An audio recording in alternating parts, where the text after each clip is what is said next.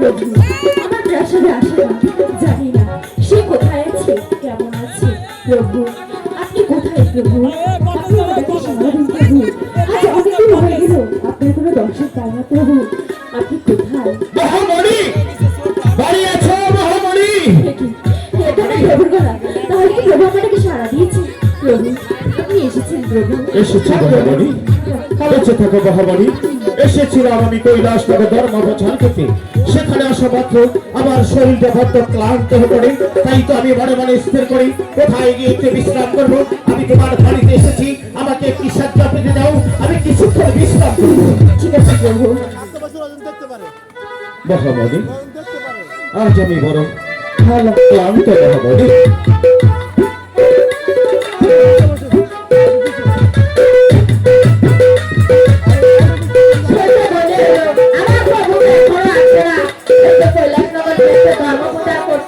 তাহলে কি সে এখনো আসবে না? সামনে একটি কঠোর দেখা যাচ্ছে, ওখানে গেলে আমি কারোর সঙ্গে দেখা পাবো। তুমি আমার সাথে কথা দিয়েছিলে আমি যা পর্যন্ত ভক্তের বাড়ি থেকে তোমার কাছে ফিরে না যাবো এ পর্যন্ত তুমি একটি পাও কোথাও যাবে না।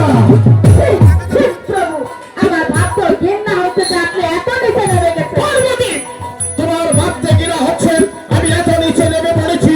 আমি এমন কি অপরাধ করেছি যার বিনিময়ে আমি আজ এত নিচে নেমে পড়েছি? অপরাধ আপনি করেননি, অপরাধ করেছি আমি। কারণ এখানে যদি আমি না আসতাম তাহলে রাধা কৃষ্ণের মিলন আমি কখনো দেখতে পেতাম না। কি বলছো তুমি? রাধা কৃষ্ণ, আমি যে তোমার কথা কিছুই বুঝতে পারছি না। কোথায় রাধাকে, কোথায় কৃষ্ণকে দেখেছ? একটিবার আমাকে ছেড়ে বলো, কোথায় রাধা আর কোথায় রয়েছে কৃষ্ণ? বাহ বাহ প্রভু, কোথায় রাধা আর কোথায় কৃষ্ণ আপনি কিছুই বুঝতে পারছেন না। তার আগে বলো ওই নারীকে। জানতে চাও? হ্যাঁ, আমি জানতে চাই। এই নারীকে তুমি জানতে চাও? একটিবার এই নারীকে তুমি জিজ্ঞাসা করে দেখো, এই নারীর সাথে আমার কি সম্পর্ক রয়েছে। তুমি ওকে জিজ্ঞাসা করলেই বুঝতে পারবে এই নারীর সাথে আমার কি সম্পর্ক রয়েছে। ঠিক আছে প্রভু, আমি তাই জিজ্ঞাসা করছি। আচ্ছা বলো তো তুমি কে এবং তোমার পরিচয়? মা, মাগো, মাগো, আমি যে দেবের মহাদেব শিব ঠাকুরের পরম ভক্ত মহামণি মা। মহামণি, আমার ভুল হয়ে গেছে মা, তুমি আমাকে ক্ষমা করে দাও। ছি ছি মা, এ কি বলছেন? মা হয়ে যে সন্তানের কাছে ক্ষমা চাইবেনি, আপনি আমাকে ক্ষমা করে দিন মা। ঠিক আছে মা, আমি তোমাকে ক্ষমা করে দিলাম। এবার তোমার আমার যিনি মাকে ক্ষমা করে দাও। মাগো, আমি আপনাকে ক্ষমা করে দিয়েছি। পার্বতী, প্রভু, বুঝতে পেরেছ? বুঝতে পেরেছ? তুমিও নারী, সে হচ্ছে নারী। তুমি এক নারীর ঘরে জন্ম নিয়েছ, তাই তো নারী হয়ে আরেক নারীকে এত বড় অপবাদ দিতে তোমার জীব তো এতটুকু অস্ত হয়ে পড়লো না? তুমি দেবের দেব মহাদেবের অন্তর্মণি হয়ে এত বড় কটু কথা বলতে তোমার তোমার শরীরটা কেন পড়লো না? আমি জানতে চাই তুমি তোমার কন্যাকে বুকে এগিয়ে রাখবে কিনা?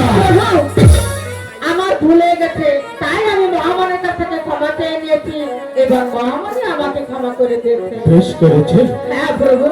মহাবাণী, প্রভু তোমার মহাজনী তোমাকে চিনতে পারেনি, তাই তো তোমাকে না চিনি অনেক কত কথা বলে ফেলেছে। তাই তো তুমি এই মহাদেবের গর্বের বাণী নিয়ে এখান থেকে ছুটে যাবে দেশান্তরী হয়ে। তবে একটি কথা মনে রাখবে, এই গর্বের বাণী সমস্ত ভক্তের কানে পৌঁছাতে পারেনি। তোমার স্থান হবে ওই স্বর্গধামে। বিধান মহাবলী, বিধান বিদায়, বিদায় মা।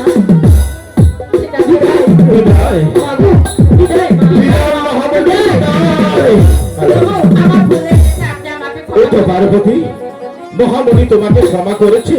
এই মহাদেব কি তোমাকে ক্ষমা না করে বলে আর বিলম্ব নয়, তুমি তোমার অন্তরাকে বন্ধন করে আমার পুষ্পরাতি স্বর হও। আমি তোমাকে নিয়ে যাবো সেই অন্তপুর শহরে। ঠিক আছে প্রভু, তাই চলুন। ও কি